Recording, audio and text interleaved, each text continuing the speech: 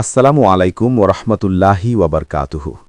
সহজ জীবন ইসলাম ইউটিউব চ্যানেলের সম্মানিত দিনী ভাই ও বোনেরা, আশা করি আল্লাহ তাআলার অশেষ রহমতে আপনারা ভালো আছেন, সুস্থ আছেন। আলহামদুলিল্লাহ। আজ একটি দুরুদের আমল নিয়ে আলোচনা করব। আপনারা যতদিন বাঁচবেন এই দুরুদটি পড়তে ভুলবেন না। আল্লাহ তাআলা চাহে তো এই দুরুদের আমলের উসিলায় আপনি বিনা হিসাবে জান্নাত পর্যন্ত যেতে পারবেন। সুবহানাল্লাহ। অত্যন্ত গুরুত্বপূর্ণ ছোট্ট একটি ভিডিও, আশা করছি মনোযোগ দিয়ে সম্পূর্ণটি দেখবেন। নবী মুহাম্মদ সাল্লাল্লাহু আলাইহি ওয়াসাল্লাম প্রতি দরুদ পাঠ করা জান্নাত লাভের এক শক্তিশালী মাধ্যম। পবিত্র কোরআনে মহান আল্লাহ মুমিনদের নির্দেশ দিয়েছেন, হে ঈমানদারগণ, তোমরা তার অর্থাৎ নবীর প্রতি দরুদ পাঠ করো এবং যথাযথভাবে সালাম জানাও। সূরা আহজাব আয়াত 56। তাছাড়াও দরুদ পাঠের মাধ্যমে জান্নাত লাভের উপায় ও ফজিলত অনেক রয়েছে, তার মধ্যে কয়েকটি আমি নিচে তুলে ধরছি। ১. জান্নাতে উচ্চ মর্যাদা লাভ হয়। সুবহানাল্লাহ। প্রতিবার দরুদ পাঠের বিনিময়ে জান্নাতে 10টি মর্যাদার স্তর বৃদ্ধি পায়। আল্লাহ রসুল সাল্লাল্লাহু আলাইহি ওয়াসাল্লাম বলেছেন, যে ব্যক্তি মাত্র একবার আমার উপর দরুদ পাঠ করবে, আল্লাহ রাব্বুল আলামিন তার উপর 10টি রহমত নাজিল করবেন, আর তার 10টি গুনাহকে ক্ষমা করে দেওয়া হবে এবং 10টি মর্যাদা বৃদ্ধি করে দেওয়া হবে। সুবহানাল্লাহ। নম্বর 2. নবীজির শাফায়াত ও নৈকট্য লাভ করা যায়। দিনী ভাই বোনেরা, কঠিন কিয়ামতের দিন জান্নাত লাভের জন্য নবীজির সুপারিশ বা শাফায়াত অত্যন্ত জরুরি। দরুদ পাঠকারীরাই সেই দিন তার সবচেয়ে কাছে থাকবে। শাফায়াত হিসেবে আল্লাহ রসুল সাল্লাল্লাহু আলাইহি ওয়াসাল্লাম বলেছেন, যে ব্যক্তি সকাল সন্ধ্যায় আমার ওপর 10 বার দরুদ পাঠ করবে, সে কিয়ামতের দিন আমার শাফায়াত লাভ করবে। সুবহানাল্লাহ। সুবহানাল্লাহ এবং আল্লাহর নৈকট্য লাভ করবেন। কিয়ামতের দিন নবীজি সাল্লাল্লাহু আলাইহি ওয়াসাল্লামের সবচেয়ে কাছে থাকবে সেই ব্যক্তি যে সবচেয়ে বেশি দরুদ পাঠ করবে। তাছাড়া জান্নাতের নিজের স্থান দেখা। বিভিন্ন হাদিস ও আলেমদের বর্ণনা অনুযায়ী প্রচুর পরিমাণে দরুদ পাঠ জান্নাতের সুসংবাদ পাবে। হাদিসের ভাষ্য অনুযায়ী যে ব্যক্তি প্রতিদিন 1000 বার কষ্ট করে দরুদ পাঠ করবে, সে মৃত্যুর আগে জান্নাতের নিজের অবস্থান দেখে নিবে। দরুদ পাঠে অবহেলা করাকে জান্নাতের পথে ভুলে যাওয়া হিসেবে বর্ণনা করা হয়েছে, অর্থাৎ দরুদ পাঠ না করলে আপনি জান্নাতকে ভুলে যান, এমন বলা হয়েছে। নম্বর 4. গুনাহ ও মাফ, দোয়ার কবুলিয়াত, অর্থাৎ জান্নাত লাভের পথে প্রধান বাধা হল গুনাহ, আর দরুদ পাঠের মাধ্যমে আল্লাহ রব্বুল আলামিন গুনাহকে মাফ করেন এবং বান্দার দোয়া কবুল করেন, যা পরকালে মুক্তির পথ সহজ করে। তাই আমরা বেশি বেশি করে দরুদ পাঠ করব। তাছাড়া আল্লাহর রসুল সাল্লাল্লাহু আলাইহি ওয়াসাল্লামের উপর দরুদ পাঠ করেন স্বয়ং আল্লাহ তাআলাও, তার ফেরেশতারা। সুবহানাল্লাহ। তাই অনুরূপ নির্দেশ দেওয়া হয়েছে বনি আদমকেও। পবিত্র কুরআনুল কারীমে আল্লাহ তাআলা এভাবে বলেছেন, নিশ্চয়ই আল্লাহ ও তার ফেরেশতারা নবীর প্রতি দরুদ পাঠ করেন। হে ঈমানদারেরা, তোমরাও তার প্রতি দরুদ পাঠ করো এবং বেশি পরিমাণে সালাম পাঠ করো। তাই আমরা আল্লাহর নবী, প্রিয় নবী সাল্লাল্লাহু আলাইহি ওয়াসাল্লামের প্রতি বেশি বেশি করে দরুদ পাঠ করব। একবার দরুদ পাঠ করলে, যেটা বললাম, 10টি রহমত নাজিল করেন আল্লাহ তাআলা। এ সম্পর্কে আবু হুরায়রা রাদিয়াল্লাহু তাআলা আনহু বলেছেন, আল্লাহর রসুল সাল্লাল্লাহু আলাইহি ওয়াসাল্লাম বলেছেন, যে ব্যক্তি আমার প্রতি একবার দরুদ পাঠ করবে, আল্লাহ তাআলা তার প্রতি 10টি রহমত বর্ষণ করবেন।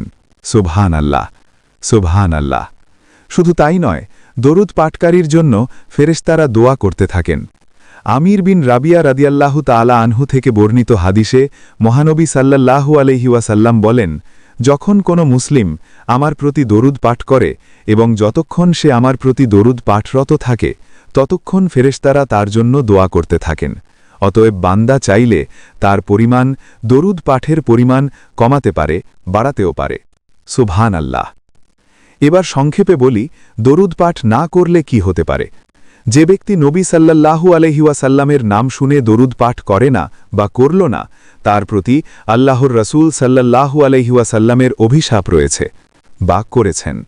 আবু হুরায়রা রাদিয়াল্লাহু তাআলা আনহু থেকে বর্ণিত, একবার নবী সাল্লাল্লাহু আলাইহি ওয়াসাল্লাম মিম্বরে ওঠার সময় 3 বার আমিন বলেন।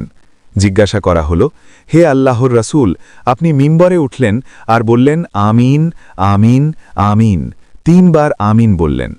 তিনি বললেন, জিবরাইল আলাইহিস সালাম আমার কাছে এসে বলল, যে ব্যক্তি রমজান মাস পেয়েও নিজের গুনাহ মাফ করতে পারেননি, সে জাহান্নামে যাবে। আল্লাহ আরও তাকে দূরে সরিয়ে দেবেন। আপনি বলুন আমিন। আমি বললাম আমিন। যে ব্যক্তি তার জীবনদশায় তার মা বাবা কিংবা তাদের একজনকে পেল আর তাদের সেবা যত্ন করল না, এই অবস্থায় সে মৃত্যুবরণ করল, সে জাহান্নামে যাবে। আল্লাহ তাআলাও তাকে দূরে সরিয়ে দেবেন। আপনি বলুন আমিন। আমি বললাম আমিন। আর যার কাছে আপনার আলোচনা করা হলো অথচ সে আপনার উপর দরুদ পাঠ করল না, অতঃপর সে মৃত্যুবরণ করে, সে জাহান্নামে যাবে। আল্লাহ তাকে দূরে সরিয়ে দেবেন। এবার আপনি আবারও বলুন আমিন। আমি বললাম আমিন। অর্থাৎ যদি নবী করিম সাল্লাল্লাহু আলাইহি ওয়াসাল্লামের নাম শুনে আপনি তার উপর দরুদ পাঠ না করেন, তাহলে এই শাস্তি আপনার জন্য হতে পারে, অভিশাপ আপনার উপর আসতে পারে। এটি সহিহ ইবনে হিব্বানের ৯০৭ নম্বর হাদিসে বলা হয়েছে। তাই নবী সাল্লাল্লাহু আলাইহি ওয়াসাল্লামের প্রতি দরুদ সবসময় পড়ার চেষ্টা করবেন। যতদিন বাঁচবেন বেশি বেশি করে দরুদ শরীফ পাঠ করবেন।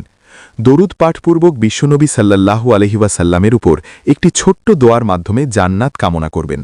জান্নাত পরকালীন একটা বড় পুরস্কার, মুমিনের আকাঙ্ক্ষিত ও সর্বশেষ একটি ঠিকানা।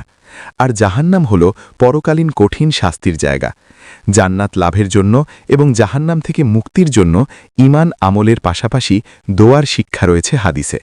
এই সংক্রান্ত একটি গুরুত্বপূর্ণ দোয়া আছে, ছোট্ট দোয়া, যেটা দরুদ পাঠপূর্বক যদি প্রতিদিন করা যায়, আশা করা যায় রব্বুল আলামিন ইনশাল্লাহ আমাদেরকে জান্নাত দান করবেন, জাহান্নাম থেকে বাঁচাবেন।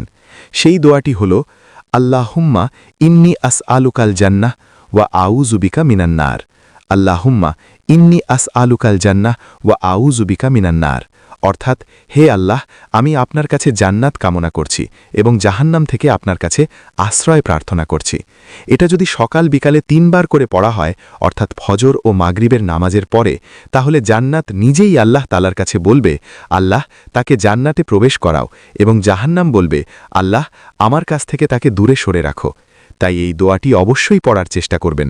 আশা করছি রব্বুল আলামিন এই আমলের উসিলায়, আপনার দরুদের আমলের উসিলায় আল্লাহ রাব্বুল আলামিন ইনশাআল্লাহ আপনাকেও জান্নাত দান করবেন।